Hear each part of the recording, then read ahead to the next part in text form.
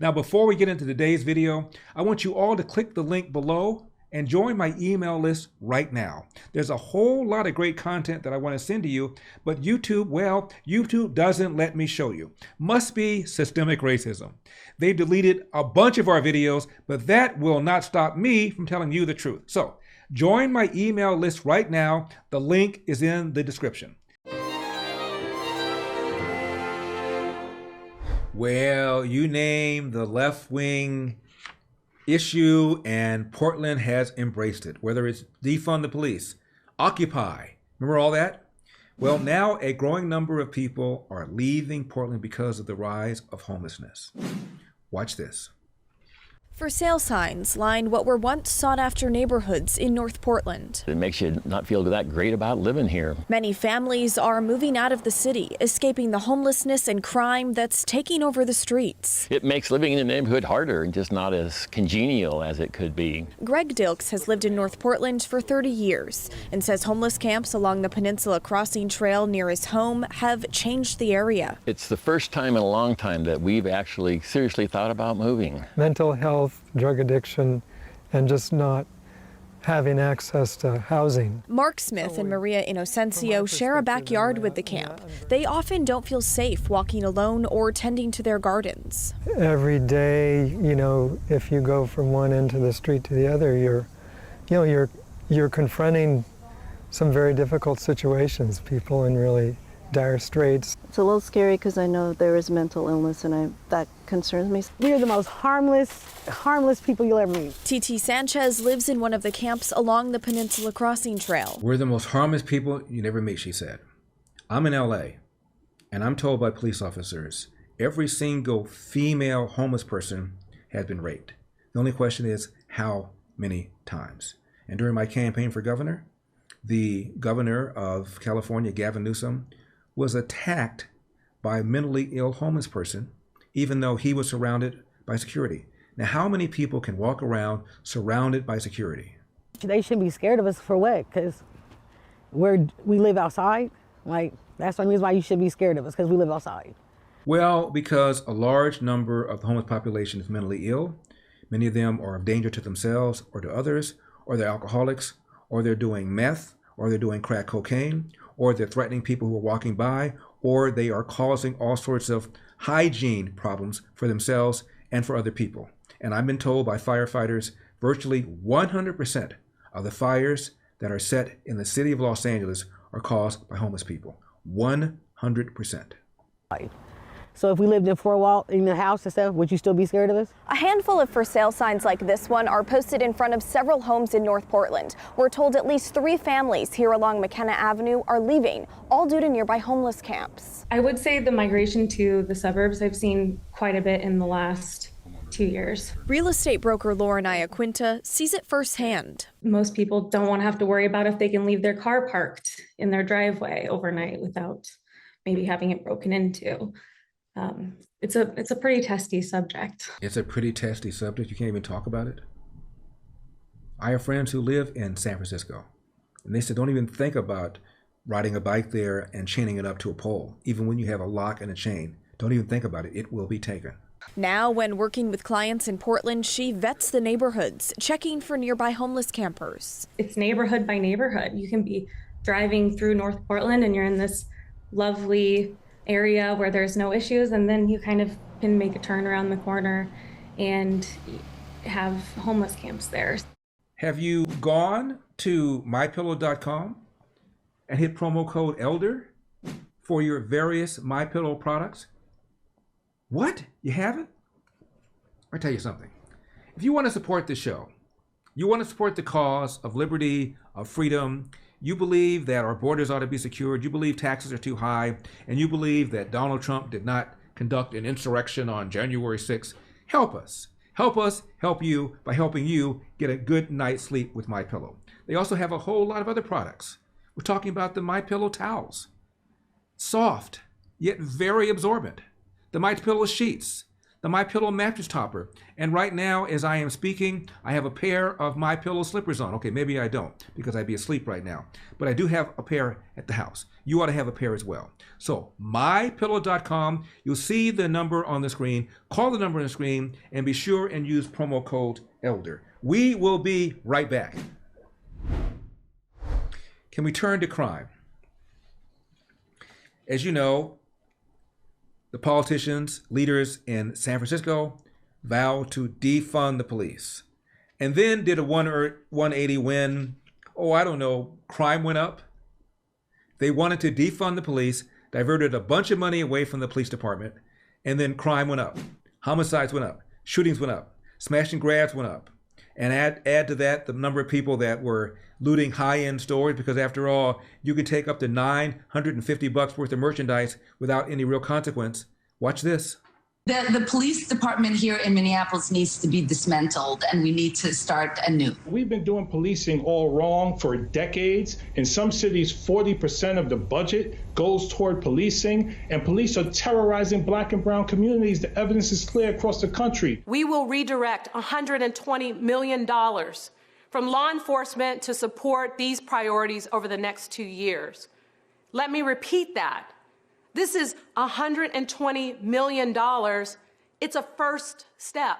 But it's clear that law enforcement is not always the appropriate avenue to deal with these issues. Today, the chief and I are announcing an initial $76 million in reductions to the 2021 budget. Hey, why is it that the NYPD gets $6 billion, but our housing doesn't get that much, our youth services don't get that much, our health services don't get that much combined? Like, why do we need tanks?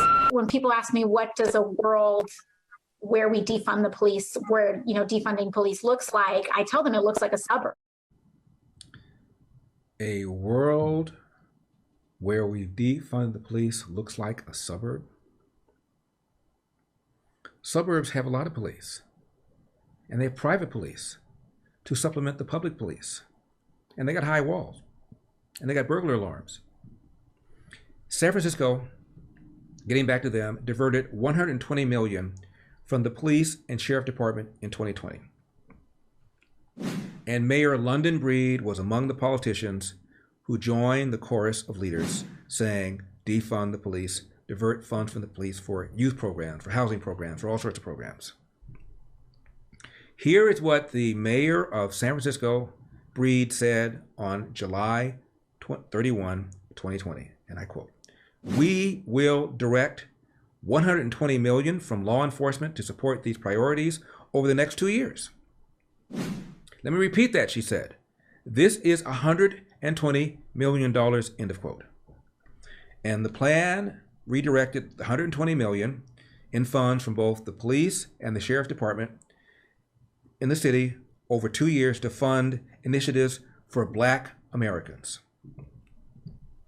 At the time, the San Francisco Chronicle reported that the reallocation of funds was intended to be a, quote, gesture of reparations for decades of city policymaking that have created or exacerbated deep inequities for San Francisco's African American residents, end of quote. Can I read that again? The reallocation of funds are intended to be a, quote, gesture of reparations for decades of city policymaking. I'm laughing because Willie Brown was a two-term mayor of San Francisco, the former assembly speaker, and he was Black. But I digress. Also, Dianne Feinstein was mayor of that city. Was she engaging in racial inequity when she was mayor of that city? Reallocation of funds, one more time, is intended to be, quote, a gesture of reparations for decades of city policymaking that have created or exacerbated deep inequities for San Francisco's African American residents, end of quote. This is a city that is relentlessly left-wing, and they are guilty of deep inequities for African Americans.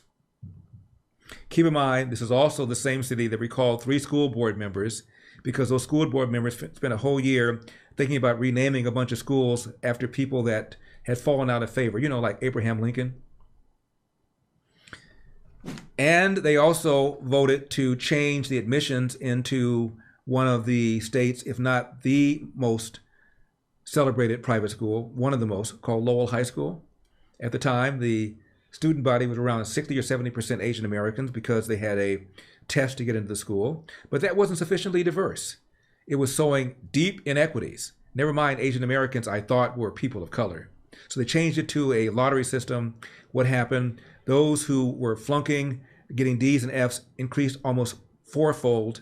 And the Asian American parents went to court, filed a lawsuit, and now they're back to having an admissions test.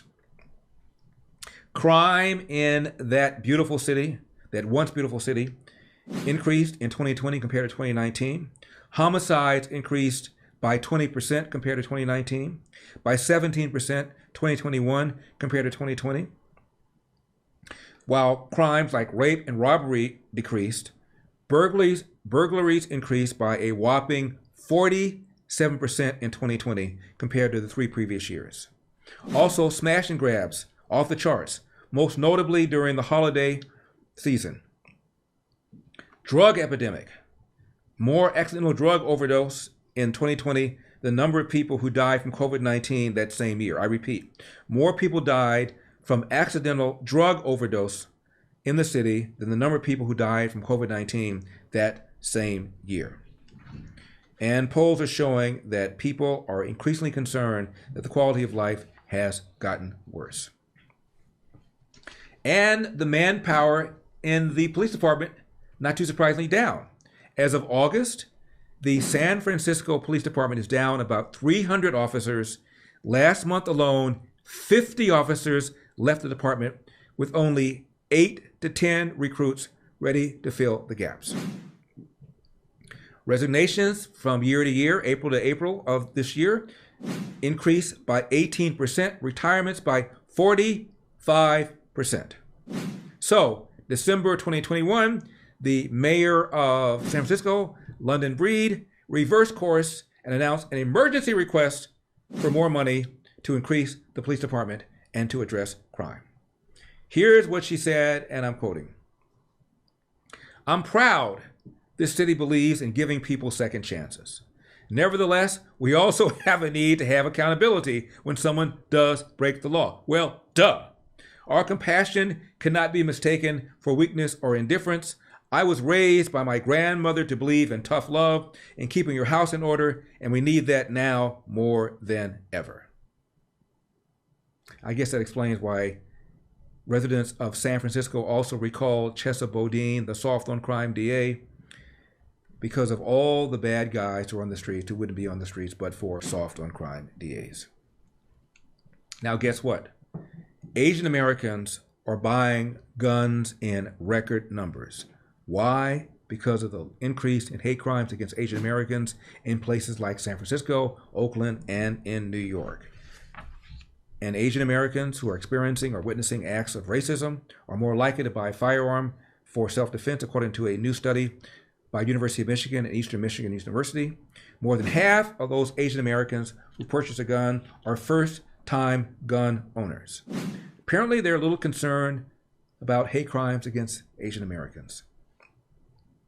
Meanwhile, there's a report that Chicago cops took 20 minutes to respond to a fatal hit and run.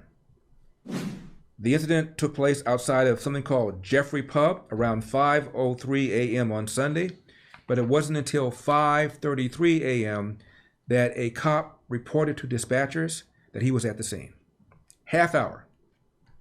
No suspect arrested or identified. Investigation is still ongoing. And during the commotion outside of the club, a bunch of people were fighting.